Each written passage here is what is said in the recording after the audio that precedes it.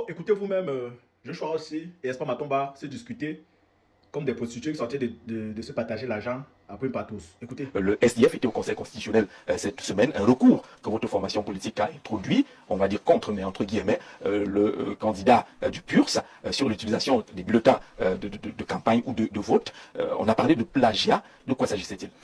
Il s'agissait de plagiat et que la loi est très claire. La loi dit qu'au cas où deux formations présentent le même bulletin de vote, la formation avec le plus d'ancienneté dans les élections a la, comment dirais-je, c'est le bulletin de la formation qui a le plus d'ancienneté qui passe. Donc nous avons été surpris que ce candidat a décidé de refaire à l'identique le bulletin de vote du SDF. C'est vraiment l'identique? À l'identique. Et donc rose ou le plus est rouge?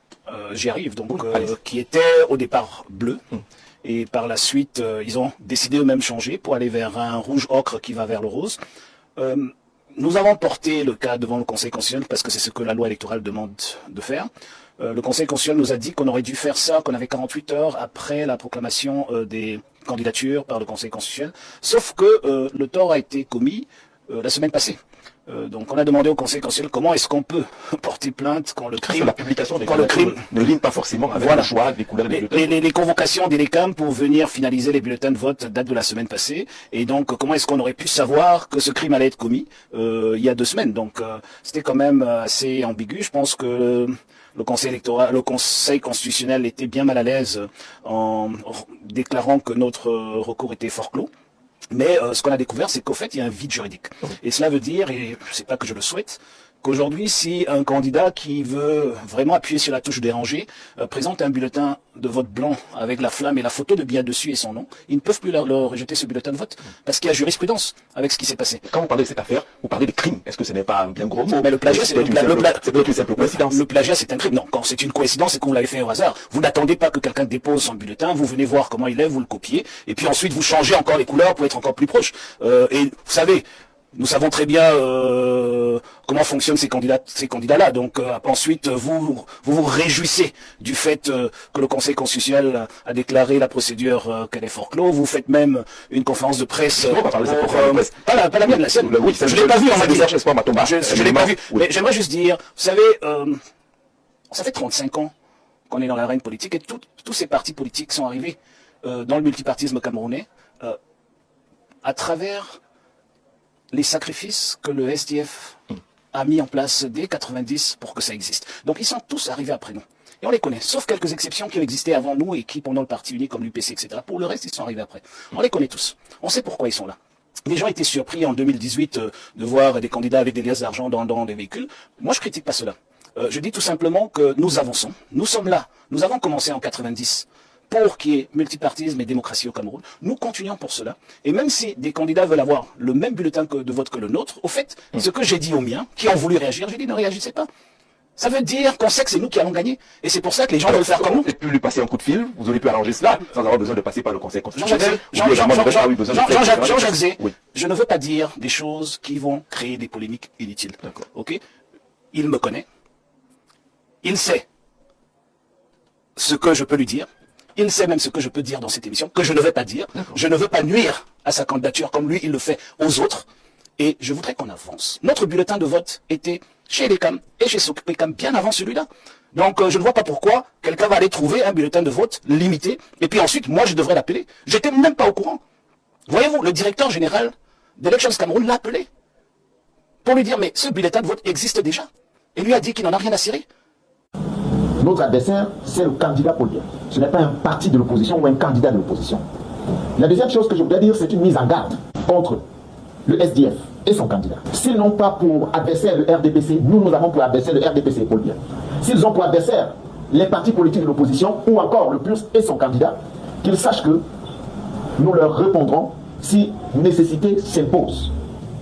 Il faudra que ce soit clair. Il y a une plateforme pour la recherche d'un candidat consensuel auquel nous prenons part. Ils ont estimé, eux, qu'ils n'ont pas besoin de s'associer aux autres partis politiques.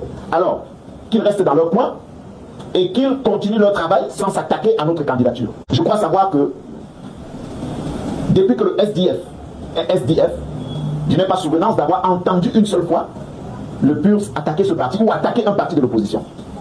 Parce que notre adversaire est connu. c'est le régime en place, c'est le candidat Paul Biya, c'est le système qui est mis en place depuis l'époque coloniale.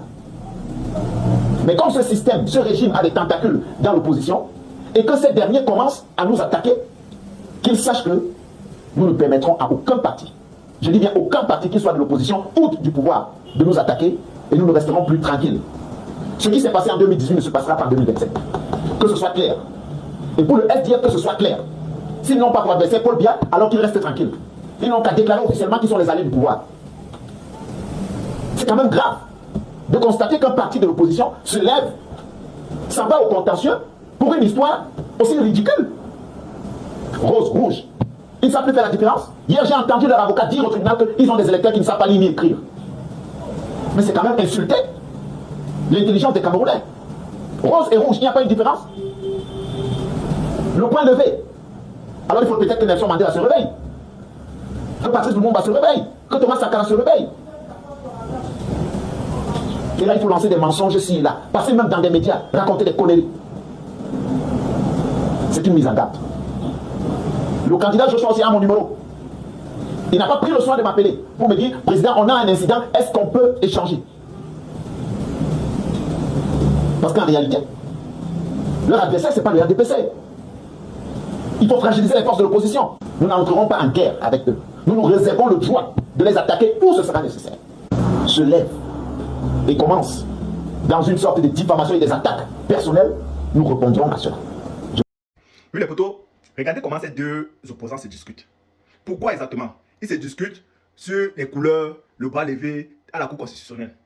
Un, Espoir Matomba, d'après ses dits, vient d'affirmer ce que beaucoup d'autres personnes affirment depuis longtemps, que le bébé Joufflu du Kobu, Joshua Oshi, lui, son opposant principal, c'est pas Paul Biya, mais ce sont les opposants. Moi, je me dis, actuellement, personne, ils ne discutent même pas sur leur programme politique. Moi, ça ne me dérange pas. Actuellement, il y a quelque chose qui dépasse le programme politique. On va se dire les vérités, Fafa. Il y a quelque chose qui dépasse le programme politique. Parce que le programme politique, c'est juste des mots.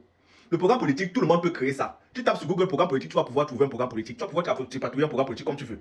Mais l'objectif principal, c'est de chasser le chef de village. L'objectif principal, c'est de chasser celui qui est assis actuellement sur le trône. C'est ça l'objectif principal. C'est ça l'objectif principal. Parce que ils devraient tous s'unir sur leur objectif principal qui est de chasser Paul Biya. Et chasser Paul Biya, ça dit qu'ils doivent tous se réunir. Mais personne ne discute. Vous allez vouloir voter un programme politique. La personne peut bien monter, il ne fait pas son programme politique. Il a dit. Qu'est-ce que vous avez fait? Comme je l'ai dit, la puissance d'un opposant, c'est est-ce qu'il tient sa cause, est-ce qu'il suit la cause. Et actuellement, il y a une seule cause principale que tous les opposants devraient tous se mettre d'accord dessus. On veut chasser le gouvernement en place.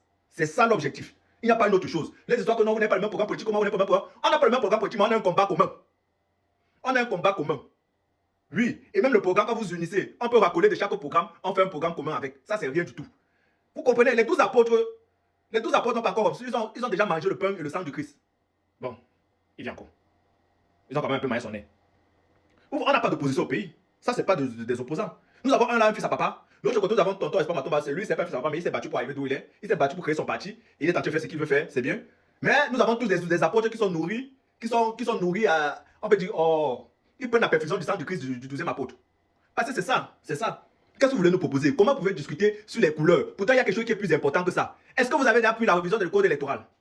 Vous-même, vous partez devant une juridiction que vous savez tous que 80% des membres de cette juridiction ont fait partie du RDPC. Vous attendez à quoi? Qu'est-ce qui est déjà sorti de la Cour constitutionnelle si vous avez été d'accord? Si ce n'est pas seulement pour embrouiller le peuple camerounais, c'est pourquoi?